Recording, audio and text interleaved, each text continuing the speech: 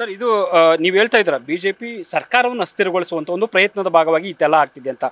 ಅಂದರೆ ಸರ್ಕಾರ 135 ಮ್ಯಾಂಡೇಟ್ ಇರುವಂಥ ಸಂದರ್ಭದಲ್ಲಿ ಅಷ್ಟು ಸುಲಭ ಸಾಧ್ಯನಾ ಅಂತ? ಅದು ಅವ್ರಿಗೂ ಗೊತ್ತಿದೆ.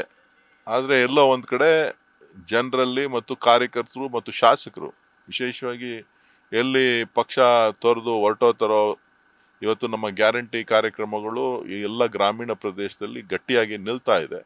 ಸೊ ಹಾಗಾಗಿ ಇವತ್ತು ಟೀಕೆ ಟಿಪ್ಪಣಿಗಳನ್ನು ಗ್ಯಾರಂಟಿ ಬಗ್ಗೆ ಮಾಡಿದ್ರು. ಈ ಗ್ಯಾರಂಟಿ ಬಗ್ಗೆ ಜನ ನಂಬಲಿಲ್ಲ. ಸೊ ಇವತ್ತು ಏನು ಲೋಕಸಭಾ ಚುನಾವಣೆ ಮ್ಯಾಂಡೇಟೇ ಬೇರೆ, ರಾಜ್ಯಸಭೆಗೆ ನಡೆಯುವಂಥ ವಿಧಾನಸಭೆಗೆ ನಡೆಯುವಂಥ ಮ್ಯಾಂಡೇಟೇ ಬೇರೆ. ಸೊ ಇದೆಲ್ಲ ಕೂಡ ಶಾಸಕರ ಗಮನಗಳಿಗಿದೆ. ಎಲ್ಲಿ ಪಕ್ಷ ಅವ್ರು ಬಿಟ್ಟೋತಾರೋ ಅಂತೇಳಿ ಅವರನ್ನ ಭದ್ರ ಮಾಡ್ಕೋಬೇಕಲ್ಲ, ಅದಕ್ಕೆ ಈ ಒಂದು ನಾಟಕ ನಡೆಸ್ತಾ ಇದ್ದಾರೆ. ಅಲ್ಲ, ಕುಮಾರಸ್ವಾಮಿ ಅವರು ಸ್ಪಷ್ಟವಾಗಿ ಹೇಳ್ತಾ ಇದ್ದಾರೆ ಸರ್ಕಾರ ಹೆಚ್ಚು ದಿನ ಇರೋದಲ್ಲ, 2000 ನೆಕ್ಸ್ಟ್ ಮುಂದಿನ ವರ್ಷವೇ ಕೂಡ ಚುನಾವಣೆ ಬಂದರೂ ಅಚ್ಚರಿ ಇಲ್ಲ ಅನ್ನುವಂಥ ಮಾತು ಹೇಳ್ತಿದ್ದಾರೆ. ಕುಮಾರಸ್ವಾಮಿ ಅವ್ರು ಇವತ್ತಿಂದ ಅಲ್ಲ, ಅವ್ರ ರಾಜಕಾರಣ ಶುರುವಾದಾಗಿಂದ ಸರ್ಕಾರ ಬೀಳ್ತವೆ ಅಂತಾನೆ ಹೇಳ್ಕೊಂಡು ಬಂದಿರೋದು. ದಯವಿಟ್ಟು ನೀವು ಮಾಧ್ಯಮದವರೆಲ್ಲರೂ ಎಷ್ಟು ಬಾರಿ ಅವರು ಸರ್ಕಾರ ಬೀಳುತ್ತೆ ಅಂತ ಹೇಳಿದ್ದಾರೆ ಅನ್ನೋದನ್ನ ತಿರುಗಿಸಿ ನೋಡಿ. ಎಷ್ಟು ಸಾರಿ ಬೀಳ್ತದೆ, ಏನೇನು ಎಲ್ಲೆಲ್ಲಿ ಯಾವ ಹೇಳಿಕೆಗಳನ್ನು ಹೇಳಿದ್ದಾರೆ. ಅವರ ಹೇಳಿಕೆಗಳಿಗೆ ಯಾವುದೇ ಮಹತ್ವ ಇಲ್ಲ.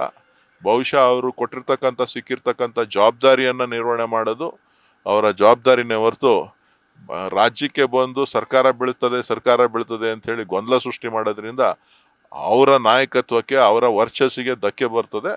ಇನ್ನಾದರೂ ಎಚ್ಚರಿಕೆಯಿಂದ ಅವರ ಮಾತುಗಳನ್ನು ಆಡಬೇಕು. ಚನ್ನಪಟ್ಟಣ ಗೆಲುವಿಗೆ ಏನು ರಣತಂತ್ರವನ್ನು ರೂಪಿಸಿದ್ದೀರಾ ಸರ್? ಈಗಾಗಲೇ ಕಾರ್ಯಕರ್ತರು ಅದಕ್ಕೆಲ್ಲ ಸಿದ್ಧತೆ ಮಾಡ್ಕೋತಾ ಇದ್ದಾರೆ. ಪಕ್ಷ ಕೂಡ ಸಿದ್ಧತೆ ಆಗಿದೆ.